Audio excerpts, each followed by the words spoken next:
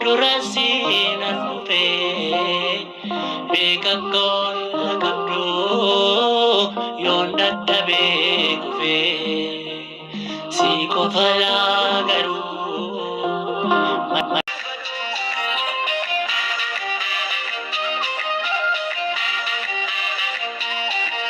Nimaan wanta kaalu, nimaan wanta tuuni, nimaan wanta kaalu, nimaan wanta tuuni.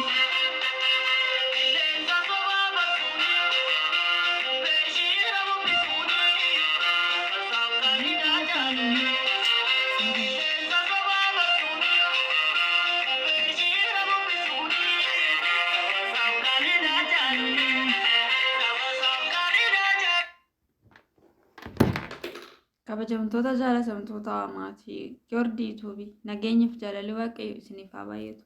Manaaf bakka artanitti akkam jirtu ani jira galata waaqayyo bakka jiraattanii baggi nagaa taatan bagga eegamtanii yeroo kanaa fi sa'a kanaa eegdanii. Ani gooftaaf galanni haa ta'u nagaan koon jira nagaan na bira jirus immoo isin bira akka jiru abdiif amantiin qaba. Bagga nagaa taatanii bagga jiraattan akkasumallee namuu ashamaa hordoftoonni amantii bira. Nagaan na bira jiru isin bira akka jiru abdiin qaba. Egaa obboloota koo akkasuma warroonni viidiyoo kee laayik shirnaa gootanii galatuma ulfaadhaan isiniin jedha obboloota kee.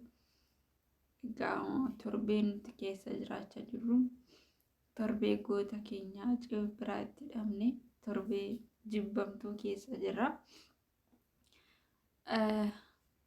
Dhugaa dubbachuuf jennaan Hacee egaa of biraa hidhamne waggaa 3 lakkoofsisnee jirra. Yaani kan du'i galchuun hin jiru waan ta'eef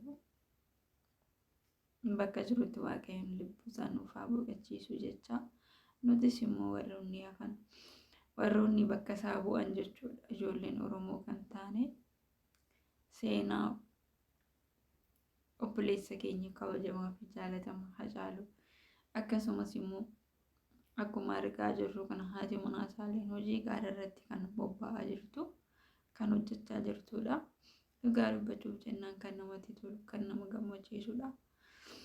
Innaa gaddaan isa dhabnus akkuma cinaa waliin jirutti jechuudha isa yaadachaa. Namni waan gaarii hojjete yoomiyyuu bara baraan seenanii yaadata waan ta'eef yoomiyyuu akka nama jirutti ilaalla malee akka nama du'eetti isa hin ilaallu jechuudha. Hacaaluu qaalii sabaa jechuudha.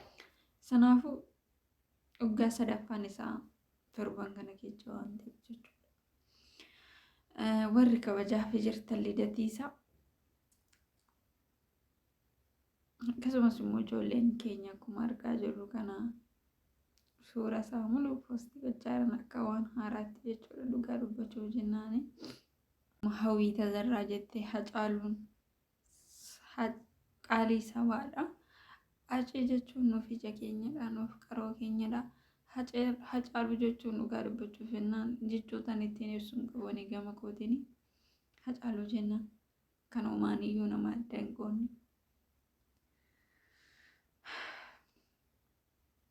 Garuu maal godhan otu kan du'e gala Hacaaluudhaayyuu kan galchinu akkasumas warroota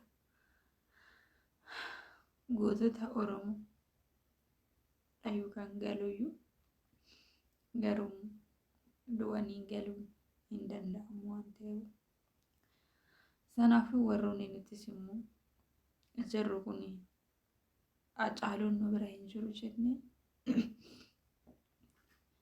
boo'ichaan osoo hin taane Haceen akka nu bira jirutti jechuudha. Wantoota inni otoo galma hin geenye karaa irratti dhiisee deemu jechuudha.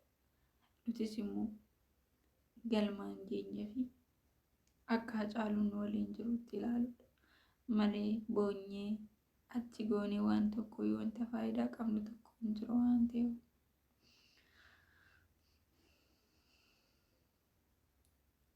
Dhugaa dubbachuuf jennaan kaayyoonni karaatti dhiisee deeme. Nuti immoo galmaan gahuu qabna. Oromoon tokko taaneetoo jechuun erga Hacaaluun nu deeme Oromoon tokko taatee hin beeku. erga aceen deeme tokkummaan nu keessa ni dhaba. Erga Hacaaluu deeme meeqatu barattoonni keenya biyyee ta'a. Meeqatu otuu ilaalamuu ajjeefamaa ture. Kan be'elleen kan manatti hin deebine meeqa.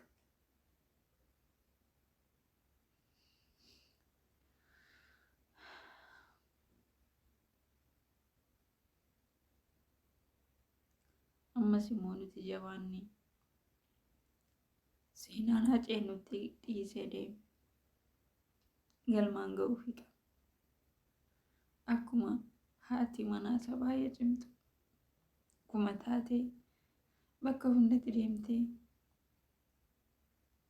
kan inni otoo hin xumurree irraa dhiisee deeme ishiin xumuraa jirti. Jabduu dubartii haadha manaa cimtu, haadha manaa eebbifamtu, haati manaa ceechu gaa dubbachuuf jenna.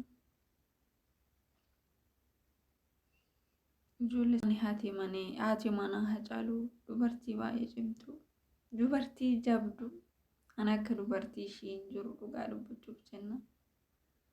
Kan inni ijoollee irratti dhiisee deeme, kan inni imaana irratti gatee deeme, imaana isaa hunda galmaan ga'aa jirti. Dhugaa dubbachuuf jennaan Waaqayyoon hunduma keenya dubartii akka haadha manaa Hacaaluu sana nu haa taasisu. Innaa dhugaa Hacee bakka jiruttis kadhannaa goonaa fi Waaqayyoon lubbuu isaa nuuf haa boqochiisu. Of biraa dhabnus seenaan isaa yoomiyyuu bara baraan Hacee yaadata waan ta'eef jechuudha. Hacaaluu jechuun nuuf ija keenya. Hacaaluu jechuun nuuf qaroo keenya.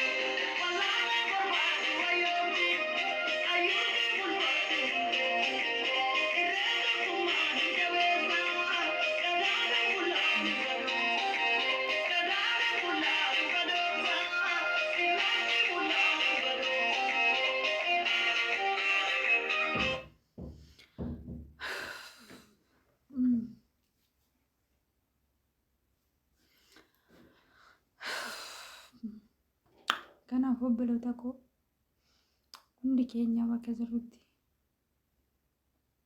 Hacee kabajamaa fi jaalatamaa Waaqayyo lubbuu isaa nuuf haa boqochiisu. Akkasumas immoo nutis immoo jabaannee tokkummaa fi jaalala godhannee nama seenaa Hacee galmaan ga'u Waaqayyo nu haa taasisu. Innaa obboloota koo dhugaa dubbachuuf jennaan Waaqayyoon lubbuu isaa nuuf haa boqochiisu. Inni guddaan wanta goonuu hin qabnu waan ta'eef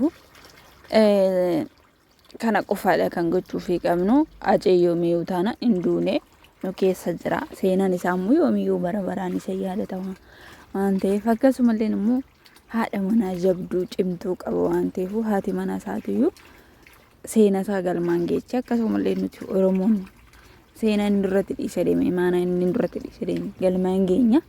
Kanaafuu Waaqayyoon lubbuu isaa nuuf haa boqochiisudha wanti godhuun isin jiru waan ta'eef. Innaa akkasii isin jedhu filata kiyaasiiti sirba isaatiin dhaggeeffattaadha. Dhugaa dubbachuuf jennaan ani sirballee dhaggeeffadhu garuu hacee silaan baay'ee jaaladhuuf hin dhaggeeffadhe baay'ee miira keessaan galee salphaatti of bira dhabnee otoo hin yaadamne dhugaa dubbachuuf jennaan guyyaa inni du'e jedhan isaanii baay'ee tokko rifadhe rabbi akkasitti rifadhe hin beeku akkasittis natti dhagahamee hin beekuun ture garuu maal godhanii erna akkasii siniin jedhaa. Kanaafuu bakka jirtanitti warroonni hacee jaalattanii kadhannaa godhaa fi waaqayyoon lubbuu isaa nuuf haa boqochiisuu siniin jedha qaqqaaliiwwan koo'e silas wanti godhamu hin jiru waan ta'eef akkasuma immoo nuti tokkummaa akkuma caaluun jedhe walii gallee tokkummaadhaan seenaa inni irratti dhiisee deeme galmaan ga'uu fi qabna ani siniin jedha. Kabajamtoota fi jaallatamtoota kiyyaa bakka immoo dogongoree maqaa waaqayyootiin hin dhiifaman isin gaafadha. Yaani nama waan ta'eef nan dogongoraa tarii miira keessa galee wantaan yoon hin dubbadhe ta'e na of galchaa isiniin jedha qaqqaaliiwwan kiyyaa. Innaa viidiyoon kiyyaa irraa kana fakkaata. Viidiyoo kiyya biraatiin immoo hanga walitti deebinutti warroonni maatiin afiin taane maatiin haa ta'e akkasumas immoo koomeentii jalatti naaf kaa'aa isiniin jedha. Waaqayyo gooftaan hacee keenya nuuf haa boqochiisu lubbuu isaa mirga qulqulloota nuuf haa dhaabu isiniin jedha. Innaa akkasiniin jedha qaqqaaliiwwan kiyyaa haga viidiyoo biraatiin walitti deebinutti immoo guyyaa gaarii isiniin jedha. Nagaan naaf tura. Durasi nan dhufe beekakkoon qabdu yoon dadhabee kufe si qofa laa garuu